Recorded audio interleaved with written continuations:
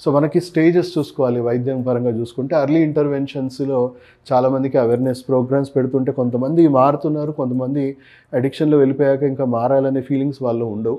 So out patient సర్వీస్‌లో పేషెంట్స్‌ని కలుస్తూ ఉంటాం. సో మెజారిటీ మనం చూసుకుంటే మన ట్రీట్మెంట్‌కి అవుట్ పేషెంట్‌లోనే 95% పేషెంట్స్‌కి అవుట్ పేషెంట్‌లోనే అయిపోతుంది. వేరేస్ ఇంగ్లీష్ మెడిసిన్‌లో ఒక 30-40% అవుట్ పేషెంట్‌లో జరుగుతుంది ట్రీట్మెంట్. మనం చూసుకుంటే కొంతవరకు ఇన్‌పేషెంట్ పార్షియల్ హాస్పిటలైజేషన్ ఇంగ్లీష్ మెడిసిన్‌కి అవసరం పడుతుంది. మా దాంట్లో ఓన్లీ 5% పేషెంట్స్‌కి అవసరం పడుతుంది. అండ్ రెసిడెన్షియల్ ఇన్‌పేషెంట్ సర్వీసెస్ దాదాపు అవసరం లేదు మన వైద్యంలో. And medically managed intensive cases అనేది మన దాంట్లో అవసరమే లేదు. మనం ఈ స్టేజ్‌లోనే అందరినీ క్లియర్ చేసేసుకోవచ్చు. ఆల్మోస్ట్ చూసుకుంటే మన దగ్గరికి వచ్చే పేషెంట్స్‌లో 80% పేషెంట్స్ వాళ్ళు హాస్పిటల్‌కి రావడానికి సిద్ధంగా ఉండరు. వాళ్ళు ఎలాంటి వైద్యానికి కూడా కోఆపరేట్ చేయరు.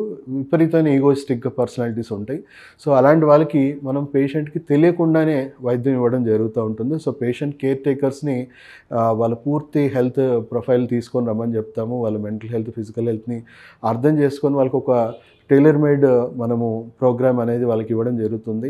సో హార్మ్‌లెస్ మెడిసిన్స్ అండి. ఎలాంటి సైడ్ ఎఫెక్ట్స్ లేని మెడిసిన్స్, ట్రీట్మెంట్స్ సజెస్ట్ చేయడం జరుగుతుంది. సో ఇలాంటి మంచి ఆరోగ్యకరమైన ఔషధ మొక్కలు ఏవైతే శాస్త్రీయంగా నిరూపితమైనయో ఆ మొక్కలవి పదార్థాలు ఇస్తాం. అనుకోకుండా ఇంట్లో చిన్నపిల్లలు తిన్నా ఏం కాదు, పెద్దవాళ్ళు తిన్నా ఏం కాదు. సో పేషెంట్‌కి మెల్లిమెల్లిగా త్రూ ఫుడ్ అండి, త్రూ వాటర్, త్రూ జ్యూసెస్ మెల్లిగా ఫుడ్ ద్వారా ఇండ్యూస్ చేయమని చెప్తాము. సో పేషెంట్‌కి టేస్ట్, రంగు, రుచి ఏది మారదో తెలిసే అవకాశం కూడా లేదు మేము చెప్పిన పద్ధతిలో చేస్తే.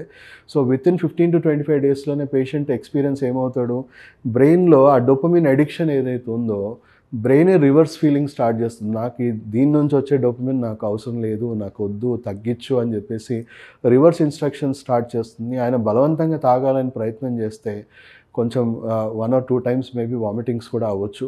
తర్వాత అప్పటి నుంచి బ్రెయిన్ మార్పు అనేది స్టార్ట్ అవుతుంది. సో బ్రెయిన్‌లో ఎలాంటి మార్పు స్టార్ట్ అవుతుందంటే 1-4 మంత్స్ లోపే ఫస్ట్ మంత్‌లోనే 50% కంట్రోల్ వచ్చేస్తుంది. Second month 70%, third month 90%, fourth మంత్‌లో కంప్లీట్ డీ అడిక్షన్ అంటే ఫిజికల్‌గా వాళ్ళు దాని నుంచి ఆ మత్తు పదార్థం నుంచి కంట్రోల్‌కి వచ్చేస్తారు.